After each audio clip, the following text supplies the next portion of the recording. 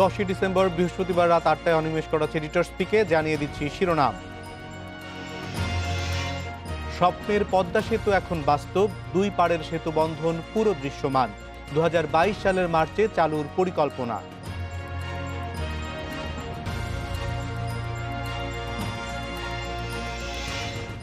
তীব্র শীত ও ঠান্ডা বাতাসে দুর্ভোগে ছিন্নমূল ও নিম্ন আয়ের মানুষ, এবার সবচেয়ে বেশি শীত পড়ার আভাস।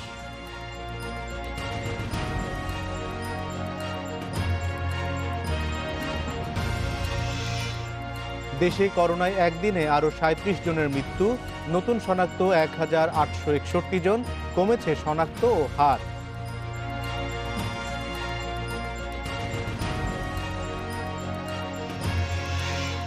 অবশেষে উত্তাল পদ্মার দুই পার যুক্ত করল স্বপ্নের পদ্মা সেতু।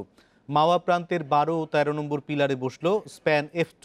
এর মধ্য দিয়ে দৃশ্যমান সেতুর পুরো 6.15 কিলোমিটার। ও এ প্রসঙ্গে সড়ক ও সেতু মন্ত্রী ওবায়দুল কাদের বলেছেন, প্রধানমন্ত্রী শেখ হাসিনার সাহসী ও যোগ্য নেতৃত্বে নজির তৈরি করে বিশ্বকে দেখিয়ে দেয়া গেছে বাংলাদেশও পারে। এসব বিষয় নিয়ে কথা বলতে রাজধানীর লালমাটিয়া থেকে আমাদের সঙ্গে যোগ দিচ্ছেন রাজনৈতিক বিশ্লেষক সুভাষ সিংহ রায় এবং বার্তাকক্ষ থেকে সহকর্মী ইজাজুর রহমান। শুরুতে আমি সহকর্মী ইজাজুর রহমানের কাছে যেতে চাই। ইজাজ, আপনি তো গত 2-3 দিন ধরে প্রতিদিনই পদ্মা সেতু প্রান্তে ছিলেন এবং এই কার্যক্রমগুলি প্রত্যক্ষ করেছেন। তার আগেও পদ্মা সেতুর বিভিন্ন সময়ে এই যে তৈরির কাজগুলি হয়েছে সেই সব খবরাখবর আপনি সংগ্রহ করেছেন। আজকে পদ্মার দুই পারের মানুষের উচ্ছ্বাস কি দেখেছেন এবং এই যে নির্মাণ প্রক্রিয়া আজকে সবশেষ যে স্প্যানটি বসলো সেটি নিয়ে আপনি কি প্রত্যক্ষ করলেন?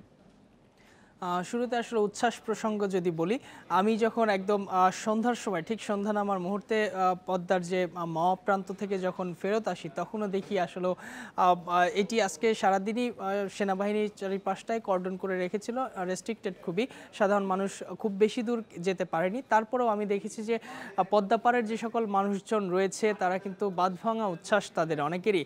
এবং এরকমও আমি কিছু মানুষ পেয়েছি যারা ঢাকা থেকে এসেছে নিজেদের পরিবার পরিজন নিয়ে, যাদের বাড়ি আসলো দক্ষিণ বা পশ্চিম অঞ্চলের, যারা এই মাওয়া রুট হয়ে যাতায়াত করেন, তারা অনেকে যারা ঢাকায় থাকেন তারা এসেছেন, এসে মাওয়া প্রান্তের খুব কাছাকাছি যতটুকু যাওয়া যায় তারা দেখেছেন যে এই পুরো পদ্মা সেতু এক চোখে, অর্থাৎ আগে যেরকম ভাঙা ভাঙা ছিল, কিছু দূর পর পরে স্প্যান ছিল, এরপরে কিছুটা শূন্য স্থান ছিল, সেরকম নেই। পুরা এক চোখে কিভাবে পুরো সেতুটি কিভাবে দেখা যায়, কি ধরনের উচ্ছ্বাস তাদের চোখে মুখে ছিল, সেটি আসলে অসাধারণ অসাধারণ। এবং তারা যে ধরনের উচ্ছ্বাস প্রকাশ করে আমাদের গণমাধ্যম কর্মীদের সঙ্গে কথা বলছিলেন, তাদের অতীতের এখনও যে দুর্ভোগগুলো রয়েছে, বিশেষ করে গত কয়েকদিনে ঘন কুয়াশায় যেরকম এখনও ঘাটে, আমি আজকেও দেখেছি প্রায় 2 কিলোমিটার যে যানজট, গতকালকেও দেখেছি 3 কিলোমিটারের মতো পণ্যবাহী ট্রাকগুলো দাঁড়িয়ে রয়েছে।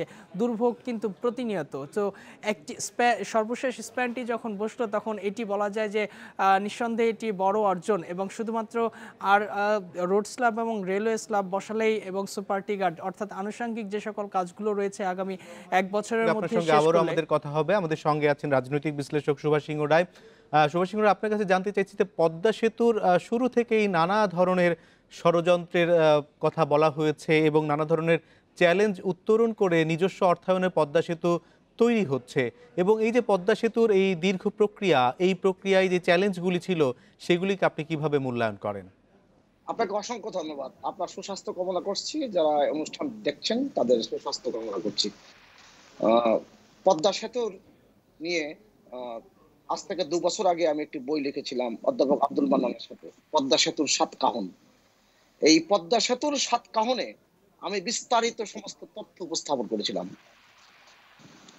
এবং আমি স্মরণ করছি একজন বিশিষ্ট লেখক, অর্থনীতিবিদ অধ্যাপক মইনুল ইসলামকে।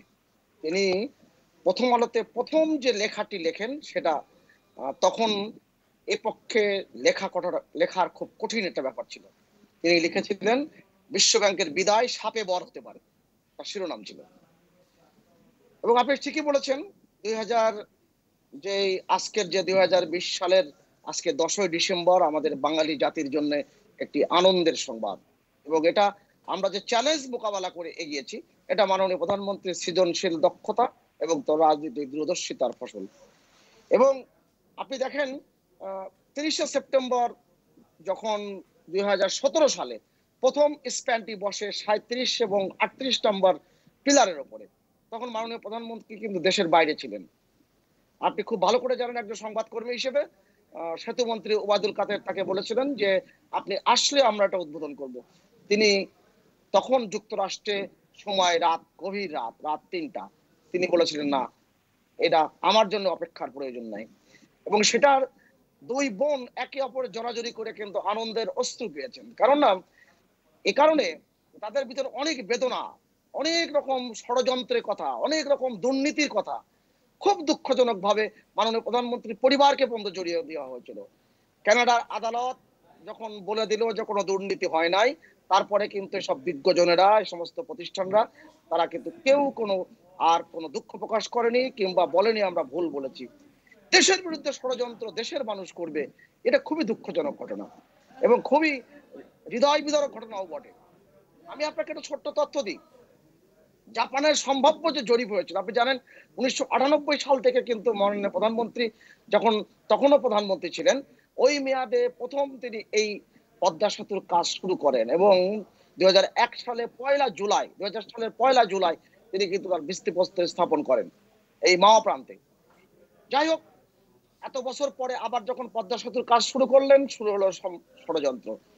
জাপানের সম্ভাব্য জরিপে যেটা হয়েছিল, এই জায়গায় আমি উল্লেখ করছি যে $1.7 বিলিয়ন একটি প্রজেক্টকে তারা টেনে হিচড়ে নিজেদের কর্তৃত্ব রাখবার জন্য বিশ্ব ব্যাংক $2.91 বিলিয়ন গ্রান্ট প্রজেক্ট তৈরি করলো এবং অর্থাৎ $60 কোটি প্রজেক্টকে তারা দ্বিগুণ $120 কোটি নিয়ে গেল। 2 নম্বরে আপনি দেখুন, প্রথমে এই ব্যাংকের যে বিশ্ব ব্যাংকের তারা কত ছলচাতুরির আশ্রয় দিল। এটা প্রথমে কিন্তু লিড ব্যাংক ছিল এশিয়ান ডেভেলপমেন্ট ব্যাংক, তারা কিন্তু খুব ছলচাতুরি করে এই এশিয়ান ডেভেলপমেন্ট ব্যাংকে কিন্তু সরিয়ে দিল বা লিড ব্যাংকের জায়গায় রাখতে দিল না। 3 নম্বর দেখেন, পরামর্শক প্রতিষ্ঠান, আজকে তিনি আমাদের মাঝে নেই। এই কোভিড কালীন সময়ে তিনি আমাদের কাছ থেকে চলে গেছেন অধ্যাপক জামরুল রেজা চৌধুরী। তিনি যে দক্ষতা, দেশপ্রেমের পরিচয় দিয়েছেন, তিনি যে শক্তি এবং সাহসের পরিচয় দিয়েছেন, আমি তাকে আবারও আজকের দিনে স্মরণ করছি। জামরুল রেজা চৌধুরীর নেতৃত্বে যে কমিটি, কারিগরি যে কমিটি ছিল, নকশা কমিটি, সেই কমিটির কাছে বিশ্ব ব্যাংক তদবির করেছিল মেলে, আমি আর বইয়ের মধ্যে উল্লেখ করেছি, 3বার ইমেল পাঠিয়েছিল যে চায়না রেলওয়ে কনস্ট্রাকশন কর্পোরেশন লিমিটেডকে কাজ দেওয়া হোক। কিন্তু তারা যে ছবি জমা দিয়েছিল, কোথায় কোথায় ব্রিজ তৈরি করেছে, সেই ব্রিজের অস্তিত্ব কিন্তু সেখানে ছিল না। অর্থাৎ একটি দুর্নীতিবাজ প্রতিষ্ঠানকে কাজ দেওয়ার জন্য বিশ্ব ব্যাংক চাপাচাপি করেছে। আরেকটি কথা বলবো, বিশ্ব ব্যাংক এই প্রকল্পে প্রশাসক নিয়োগ করতে চেয়েছিল। আপনি জানেন লুইস মরিনা অকাম্পো, যিনি বাংলাদেশে এসেছিলেন, কি খবরদারি না করেছেন দুর্নীতি দমন কমিশনের পরে, তার যে খবরদারি সেটা চিন্তাই করা যায় না। সেই সময় সেই অকাম্পোর বিরুদ্ধে এখন সারা পৃথিবীতে 31টি মামলা হয়েছে, দুর্নীতির মামলা। অতএব বাংলাদেশ যে দেখিয়ে দিয়েছে যে তারা, বাংলাদেশ তার নিজের পায়ে দাঁড়িয়ে লড়াই করতে পারে। যেই জাতি এই ডিসেম্বর মাসে, আমি বলছি, 9 মাসের মুক্তিযুদ্ধে লড়াই করে দামাল ছেলেরা দেশ স্বাধীন করতে পারে, অবশ্যই মাননীয় প্রধানমন্ত্রী দেখিয়ে দিয়েছেন যে বাংলাদেশ পারে। এবং সুভাষ সিংহ রায়, অবশ্যই পদ্মা সেতু এখন বাংলাদেশের সক্ষমতার একটি বড় প্রমাণ এবং বাংলাদেশের যেই ভাবমূর্তি সারা বিশ্বে এই পদ্মা সেতুর মধ্য দিয়ে নিশ্চয়ই আরো উজ্জ্বল হবে। ইজাজ, আমরা দেখতে পাচ্ছি যে পদ্মা সেতু নির্মাণের শুরুতে ব্যয় ধরা হয়েছিল 10,162 কোটি টাকা, সবশেষ তা 3 গুণ বেড়ে দাঁড়িয়েছে 30,193 কোটি টাকা এবং আপনি বলছিলেন যে ব্যয় আরও বাড়তে পারে। ব্যয় তো বৃদ্ধির কারণ কি? 2007 সালে একনেকে যখন সেটি পাশ হয়, পরবর্তীতে প্রথম এই পুরো প্রকল্পে একবারই কিন্তু ব্যয় সংশোধন করা হয়েছে এবং সেটি 2011 সালে প্রথম সংশোধনের পর তারা তখন ব্যয় বেড়ে দাঁড়িয়েছিল 20,507 কোটি টাকা এবং তৃতীয়বার যে ব্যয়টি বাড়ানো হয় সেটি 2018 সালে, কিন্তু সেক্ষেত্রে প্রকল্প সংশোধন করা হয়নি এবং চতুর্থ দফায় বলা যাচ্ছে যে পদ্মা সেতুর ব্যয় বেড়ে দাঁড়াচ্ছে, ব্যয় বাড়তে পারে এবং এটিও প্রকল্প সংশোধন না করে, অর্থাৎ সেক্ষেত্রে ব্যয় কত বাড়বে সে ব্যাপারে একটি ধারণা কিছুদিন আগে জনাব বেলায়েত হোসেন, যিনি সেতু বিভাগের সচিব, তিনি আমাকে ধারণা দিয়েছিলেন যে তাদের টার্গেট ছিল যে 2021 সালের ডিসেম্বরের মধ্যে তারা সেতু চালু করবেন। যদি সেটি সম্ভব না হয়, কোনোভাবে যদি সেটি 2022 সালে চলে যায় তাহলে কিন্তু সেক্ষেত্রে সেতুর ব্যয় বৃদ্ধি পাবে। কেননা একে তো কোভিডের কারণে তাদের দীর্ঘ সময় অর্থাৎ সেতুর কাজ কিন্তু পিছিয়েছে। এই যে দীর্ঘ সময় বারবার সময় পিছিয়ে যাচ্ছে, তাতে ঠিকাদার যে প্রতিষ্ঠান রয়েছে, বিশেষ করে চাইনিজ যে company, China major bridge company, তাদের কিন্তু যে যে জিনিসগুলো, যে ইনস্ট্রুমেন্টগুলো তারা ব্যবহার করেন, সেগুলোর ব্যয় কিন্তু প্রতিনিয়ত বাড়ছে, তাদের কর্মচারীদের বেতন বাড়ছে। সব কিছু মিলিয়ে তাদের এই চাহিদার কারণেও কিন্তু এই ব্যয় বাড়ার সম্ভাবনা বেশি, এবং ইতিমধ্যে তারা 600 কোটি টাকা দাবিও করেছিল, যার মধ্যে 300 কোটি টাকা ইতিমধ্যে পরিশোধ করা হয়েছে। আরও বেশ কিছু ক্লেম তারা করেছে। তো সেক্ষেত্রে 2022 সালের মার্চে যদি উদ্বোধন করা হয়, তবে 900 থেকে 1000 কোটি টাকার মতো পদ্মা সেতুর ব্যয় কিন্তু আবার বাড়বে, এমনটা ধারণা দেয়া হয়েছে। এছাড়া নদী শাসন প্রকল্পে কিন্তু একই অবস্থা। এটি পদ্মা সেতুর পুরো প্রকল্পের সঙ্গে সম্পৃক্ত, যেহেতু মূল সেতু করছে চায়না মেজর ব্রিজ কোম্পানি। এরা যেহেতু ক্লেমের বিপরীতে টাকা তারা দাবি করছে, এবং একই সঙ্গে নদী শাসন প্রকল্পের সঙ্গে জড়িত চাইনিজ কোম্পানি সিনেহাইড্রো, তারাও কিন্তু এই অতিরিক্ত টাকা দাবি করেছে। কেননা তারা, আপনার বক্তব্য পরিষ্কার। আমরা সুভাষ সিংহ রায়ের সঙ্গে আরেকটু কথা বলতে চাই। সুভাষ সিংহ রায়, আমরা দেখতে পাচ্ছি যে জাইকা সহ বিভিন্ন সংস্থা বলছে, আমাদের অর্থনীতিবিদরাও বলছেন যে পদ্মা সেতু হলে, পদ্মা সেতু চালু হলে বাংলাদেশের জিডিপিতে 1 থেকে 1.5% এখানে প্রবৃদ্ধি বাড়বে, এবং একই সঙ্গে দক্ষিণাঞ্চলে সেখানে 2.3% বাড়ারও তারা আভাস দিচ্ছেন। বাংলাদেশের অর্থনীতি কতখানি বদলে যাবে পদ্মা সেতু চালু হলে? স্বপ্ন, সাহস, আত্মমর্যাদা সেতু বন্ধন যে পদ্মা সেতু, এখন পদ্মার পারে গেলেই কিন্তু বোঝা যায়। আজকে আপনার টেলিভিশনে সারাদিন যা দেখিয়েছে, সাধারণ নাগরিকদের যে কথোপকথন আমি শুনতে পেয়েছি, খুব স্পষ্ট করেই আমরা বুঝতে পারছি মানুষের মধ্যে যে কি পরিমাণ উৎসাহের জাগে। সেই দুর্নীতির অভিযোগ যে প্রসঙ্গটি বারবার কিন্তু এসেছে। প্রথমে আসলো দুর্নীতির অভিযোগ, বিশ্বব্যাংক যখন টাকা বরাদ্দ করে নাই, টাকা ছাড় করে নাই, তখন বলছে টাকা দুর্নীতি হয়েছে। তারপরে আনলো দুর্নীতির অভিলাষ, মানে দুর্নীতি করতে পারে এইরকম বিষয়, এরকম অভিলাষ তারা দেখেছে। পৃথিবীতে কোথাও এরকম বিষয় কখনো কোথাও দেখেছে বলে আমার মনে হয় না। আর আমি যে কথাটি বল, আপনি যেটা প্রতিবেদক যে কথাটি বললেন, খুব চমৎকার করে বলেছেন। সময় যখন বাড়বে, যেহেতু বিদেশি সংস্থাগুলো রয়েছে, তাদের অর্থের কিন্তু চাহিদা বাড়বেই, এটা খুব বাস্তবতা। কিন্তু দেখা উচিত যে কতখানি যথাযথভাবে বাড়ছে, এই ব্যাপারে কিন্তু স্বচ্ছ থাকা খুব প্রয়োজন। কেননা এই পদ্মা সেতু নিয়ে ষড়যন্ত্র কম হয়নি। আপনার টেলিভিশন সহ সব টেলিভিশনে দেখিয়েছিল বেগম খালেদা জিয়া, সাবেক প্রধানমন্ত্রী, তিনি বলেছিলেন যে, মানে যে ভয়ঙ্কর তথ্য দিয়েছিলেন যে পদ্মা সেতুতে আপনারা কেউ উঠবেন না, এই সরকার পদ্মা সেতু করতে পারবে না, জোড়াতালি দিয়ে বানিয়েছে, অতএব এই পদ্মা সেতু আর হবে না। তো এই যে ব্যাপারগুলো, আবারও ওই দিন বলেছিলেন যে এই সরকার দুটো ডুবোজাহাজ কিনেছে, সেই ডুবোজাহাজ দুটো পানিতে ডুবে গেছে। ব্যাপারটা এমন দাঁড়াচ্ছে ডুবোজাহাজ যেন আকাশে ওড়ে। যাই হোক, ওই কথা রাজনীতির কথা নাই বা বললাম, বাংলাদেশের সুধীজনদের কথা, সিপিডি, টিআইবি, বাংলাদেশের মুক্ত বুদ্ধির চর্চা যারা করেন, যারা নাগরিক সমাজের পরিচয় দেন, কার কথা আমি বলবো? আমার বইয়ে সমস্ত জায়গায় কিন্তু অধ্যাপক আব্দুল মান্নান আমি দেখিয়েছি যে কিভাবে তারা কি বক্তব্য রেখেছিলেন। রবীন্দ্রনাথ ঠাকুর বলতেন যে পৃথিবীর সকল সভ্যতায় শক্তির দুঃসাহস, বুদ্ধির দুঃসাহস আর চিন্তার দুঃসাহসের ফলশ্রুতি। আপনি পদ্মা সেতু তার বড় প্রমাণ। পদ্মা সেতুতে একটু আগে আমি একটা লেখা পড়ছিলাম প্রভাস আমিনের, আপনাদের খুবই প্রিয় মানুষ, আমাদেরও সকলের প্রিয় মানুষ। প্রভাস আমিন লিখেছেন তার শিরোনামে, স্বপ্ন, সাহস ও আত্মমর্যাদার সেতু বন্ধন এই পদ্মা সেতু। এই পদ্মা সেতু নিয়ে একজন মন্ত্রীকে পদত্যাগ করতে হয়েছে। এই পদ্মা সেতু নিয়ে একজন নিরপরাধ সচিব, তাকে কিন্তু জেল খাটতে হয়েছে। এই পদ্মা সেতু নিয়ে হেনস্থ করা হয়েছে বিচারপতি আবু সাইদ চৌধুরীর সন্তান, সাবেক প্রতিমন্ত্রী আবুল হাসান চৌধুরীকে। কি পরিমাণ হয়রানি, এবং প্রধানমন্ত্রী পরিবারের অ্যাকাউন্ট নিয়ে দেশে এবং দেশের বাইরে কিন্তু নানান ধরনের হেনস্থার কথা আমরা জানি। অতএব মাননীয় প্রধানমন্ত্রী যে, এই যে আমি বললাম 2017 সালের যে 30 সেপ্টেম্বর গভীর রাত 3টের সময় দুই বোন পাশাপাশি থেকে যে কেঁদেছিলেন এই পদ্মা সেতুর প্রথম স্প্যানটি বসানো দেখে, খুব বাস্তবিক ভাবে আজকের পদ্মা সেতু আমাদের সামনে। কেউ ভাবে নাই যে পদ্মা সেতু বাংলাদেশ করতে পারবে। বাংলাদেশের গর্ব আমরা করতে পারতাম সেই নোবেল পুরস্কার বিজয়ীকে, ডক্টর ইউনূসকে, তিনি যদি বাংলাদেশের পক্ষে থাকতেন। তিনি ওই সময় মার্কিন যুক্তরাষ্ট্রে ওয়াশিংটন ডিসিতে গিয়েছেন, সেখানে যে পদ্মা সেতুতে যেন বিশ্বব্যাংক বিনিয়োগ না করে তার প্রচুর তথ্য আমি আমার বইতে উল্লেখ করেছি, অনেকে সেটা জানেন। অতএব রবীন্দ্রনাথ ঠাকুর বলতেন না, দেশে জন্মালেই দেশ আপন হয় না, দেশকে ভালোবাসতে হয়, দেশকে আপন করে নিতে হয়। পদ্মা সেতু বাংলাদেশের মানুষের জীবন মান বদলে দেবে। আপনি বলছেন 21টি জেলা, আপনিও পদ্মার ওপারে মানুষ, আমিও পদ্মার ওপারে মানুষ। আপনি জানেন যে আজকের পদ্মা সেতুর পারে আমরা যখন বিশ্ববিদ্যালয়ের প্রথম বর্ষের ছাত্র ছিলাম, আমরা যখন বাড়িতে যাওয়া আসা করতাম, সেই পদ্মা সেতুর পারে টিনের ঘর ছাড়া আর খড়ের ঘর ছাড়া কোনো ঘর দেখা যেত না। এখন বহুতল ভবনের অট্টালিকা এর মধ্যেই কিন্তু বহু আগের থেকে শুরু হয়েছে।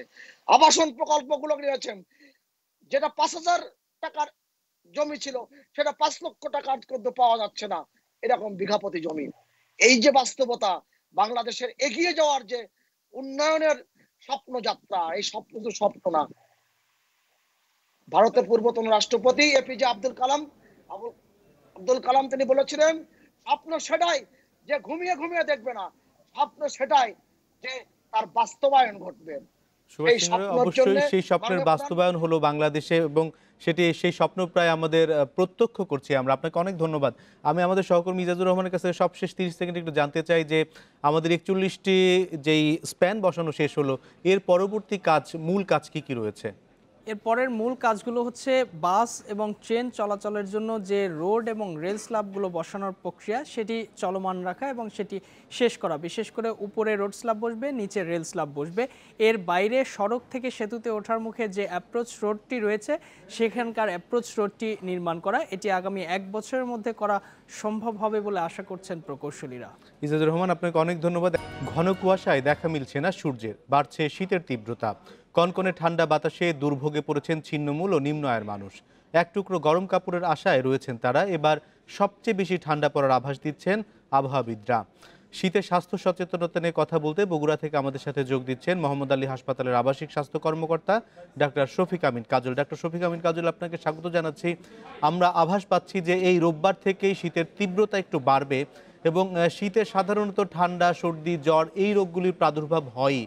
এবার তার সঙ্গে করোনার একটি আশঙ্কাও আছে। সব মিলিয়ে এই মুহূর্তে কোন দিকে বেশি যত্নবান হওয়া উচিত? ধন্যবাদ অনিমেষ দা। শীত যেহেতু বাড়ছে সেহেতু আমাদেরকে শীতের কাপড় চোপড় ব্যবহার করতে হবে। শীতের সময় এমনি আবহাওয়া যেহেতু শুষ্ক থাকে এবং যে রোগ জীবাণুগুলো, বিশেষত শীতের যে ভাইরাসগুলো, এগুলো তারা বংশবৃদ্ধি করতে এটা শীতের উপযোগী আবহাওয়া। এই জন্য বেশি বেশি সংক্রমণের সুযোগ থাকে। সেটা ইনফ্লুয়েঞ্জা হতে পারে, নিউমোনিয়া হতে পারে, শীতজনিত সাধারণ ফ্লু জাতীয় রোগ হতে পারে। আবার যারা শিশুদের ক্ষেত্রে সাধারণ কাশি থেকে যেমন ব্রঙ্কিওলাইটিস পর্যন্ত হয়ে যেতে পারে। আবার যারা বয়স্ক মানুষ, যাদের আগে থেকে অ্যাজমা বা সিওপিডি বা শ্বাসতন্ত্রের প্রদাহজনিত রোগ ছিল, সেগুলো বেড়ে যেতে পারে। আর এখন যেহেতু কোভিড সিচুয়েশান, করোনা মহামারী চলছে, সেহেতু কারো যদি আগে থেকে অ্যাজমা বা শ্বাসতন্ত্রের প্রদাহজনিত কোনো রোগ থাকে, সেক্ষেত্রে এই করোনা এবং শ্বাসতন্ত্র প্রদাহজনিত রোগ দুটো মিলিয়ে তার ক্ষতির সম্ভাবনা বেশি থাকবে। সেজন্য আমাদেরকে শীত থেকে দূরে থাকার জন্য যেভাবে শীতের কাপড় চোপড় পরা উচিত, আবার একই সাথে আমরা করোনার মোকাবেলার জন্য যেসব স্বাস্থ্যবিধি মেনে চলছি বা মেনে চলা উচিত বলছি, অবশ্যই সেগুলো স্বাস্থ্যবিধি মেনে চলতে হবে। ডাক্তার শফিক আমিন কাজল, উত্তরাঞ্চলে সাধারণত শীতের প্রকোপ একটু বেশিই হয় এবং এরই মধ্যে শীত পড়ে গেছে। আপনি হাসপাতালগুলিতে রোগীর চাপ কেমন দেখছেন? আমাদের 250 শয্যা বিশিষ্ট মোহাম্মদ আলী হাসপাতাল, এটা করোনা ডেডিকেটেড হাসপাতাল হিসেবে কাজ করছিলাম। যদিও আমরা এখন নন কোভিড রোগীও ভর্তি রাখছি। আমাদের সাধারণ যে মেডিসিন সে বিভাগেও রোগীর চিকিৎসা চলছে। সেখানেও রোগীর শীতজনিত সমস্যার কারণে রোগী বেড়েছে, তবে বেশি বেড়েছে শিশু রোগী। এবং শিশু বিভাগে অনেক শিশু বাচ্চারাই আসছে শীতজনিত সমস্যাগুলো নিয়ে, এবং শীতের সময় চর্ম রোগের প্রাদুর্ভাব বেশি হয়। আমরা চর্ম বহির্বিভাগেও অনেক রোগী পাচ্ছি। শিশু অন্তঃবিভাগেও রোগীর ভর্তির সংখ্যা বেড়ে গেছে। যদিও আজকাল যেটা আমরা খেয়াল করছি যে মায়েরা বা অভিভাবকরা শিশুদেরকে ভর্তি করাতে, যাদের ভর্তি দরকার তারপরেও তারা ভর্তি করাতে অনীহা প্রকাশ করছে, ভয় পাচ্ছে যে আমার বাচ্চার সাধারণ সর্দি কাশি থেকে বা সাধারণ নিউমোনিয়া থেকে হাসপাতালে ভর্তি হওয়ার কারণে করোনা হয়ে যায় কিনা। আসলে এই বিষয়টি আমরা যথেষ্ট সতর্কতার সাথে ডিল করি। আমরা আমাদের শিশু যে ওয়ার্ডটি সেটাকে সরিয়ে আমরা ভিন্ন একটি জায়গায় গতকালই আমরা সিদ্ধান্ত নিয়ে সেটাকে করোনা থেকে অনেক দূরের একটি ওয়ার্ডে আমরা প্রতিস্থাপন করেছি। তো বিষয় হলো যার ভর্তি প্রয়োজন হবে তাকে অবশ্যই ভর্তি নিয়েই চিকিৎসা নিতে হবে। কিছু বিষয় আছে যেগুলো মুখে ওষুধ খেয়ে হয় না, ইনজেকশন দেওয়া লাগতে পারে এবং ক্লোজ অবজারভেশন লাগতে পারে। এটা চিকিৎসকরাই ভালো বুঝবে। যখন চিকিৎসক পরামর্শ দিবে যে ভর্তি হতে হবে, অবশ্যই শিশুকে ভর্তি করতে হবে।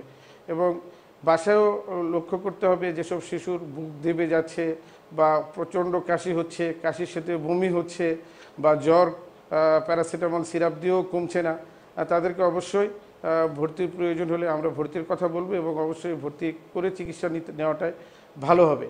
আর যে কিছু বিষয় আছে, যদি আপনি তাড়াতাড়ি ভর্তি করতে পারেন তাহলে রোগটি বেশি ক্ষতি করার সম্ভাবনা কম থাকে। আর যদি মনে করেন যে না দেখি বাসায় চিকিৎসা নিয়ে চেষ্টা করব, যেটা কোভিডের ক্ষেত্রেও তাই, আপনি যদি প্রথমেই আমরা যখন রুগীদের বুঝতে পারি যে এই রুগীটার কোমরবিডিটি আছে, এই রুগীগুলোকে ভর্তি করে চিকিৎসা দেওয়া দরকার, তো তখন যদি চিকিৎসকের শরণাপন্ন বা হাসপাতালের শরণাপন্ন হয় বা যখন যার অক্সিজেন দরকার হলে অক্সিজেন যদি তাড়াতাড়ি আমরা দিতে পারি তাহলে সেই রোগীগুলোকে সেভ করা সহজ হয়। কিন্তু যদি মানে নিজের সিদ্ধান্ত, চিকিৎসকের সিদ্ধান্তের বাইরে নিজে থেকে যদি মানে নিজের সিদ্ধান্ত নিজে নিতে চাইলে সেটি আশা করি যে নিজে নিজে চিকিৎসা না করে চিকিৎসকের শরণাপন্ন হওয়া উচিত এবং তার উপদেশগুলি মেনে চলা উচিত এবং শিশু এবং বয়স্কদের ব্যাপারে বেশি সতর্কতা অবলম্বন করা দরকার। দেশে করোনায় আরও 37 জনের মৃত্যু হয়েছে, নিয়ে মোট প্রাণহানি 6,967 জনের। 111টি ল্যাবে 24 ঘন্টায় 16,600 নমুনা পরীক্ষায় করোনা শনাক্ত হয়েছে 1,861 জনের। পরীক্ষা বিবেচনায় শনাক্তের হার 11.44%।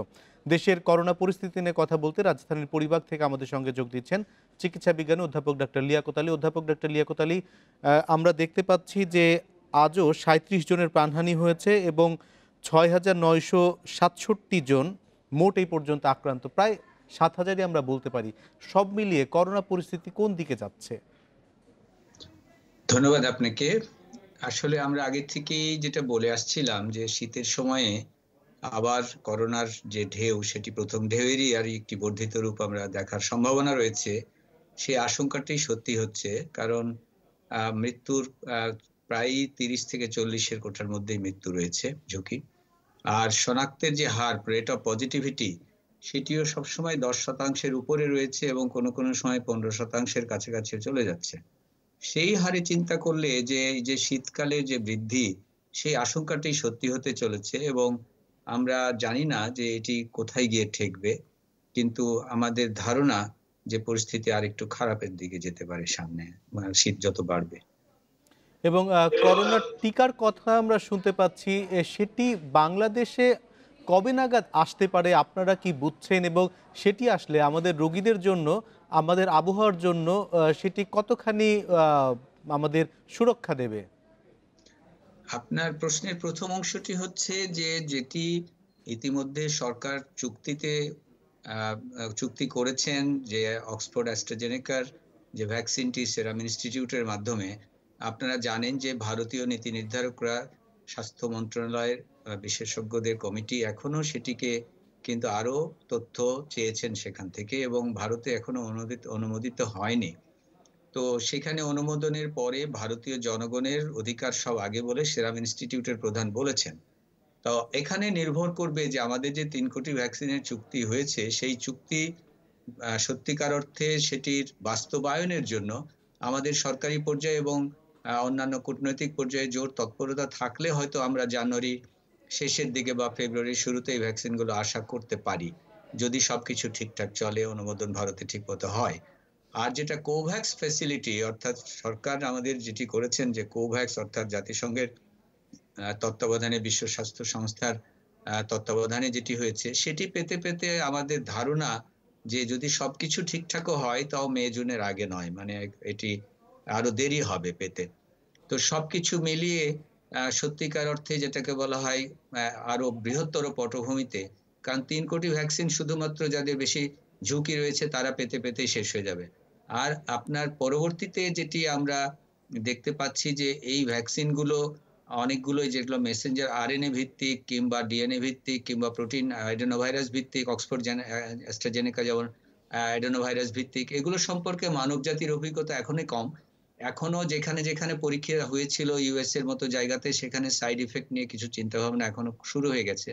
আমাদের দেশে আমাদের জনগোষ্ঠীর ওপর সত্যিকার অর্থে পার্শ্ব প্রতিক্রিয়া কি হবে, আমরা কতটা কার্যকর হবে, কোন ধরনের কার্যকারিতা থাকবে, এ ব্যাপারে আমাদেরকে আসলে প্রয়োগের পরেই কেবল আমরা জানতে পারবো। এখনো অনেক কিছুই, কারণ অনেক জনগোষ্ঠীর উপর এটি কিন্তু অত দ্রুত উৎপন্ন হওয়ার কারণে অনেক জনগোষ্ঠীর উপর পরীক্ষিত হয়নি।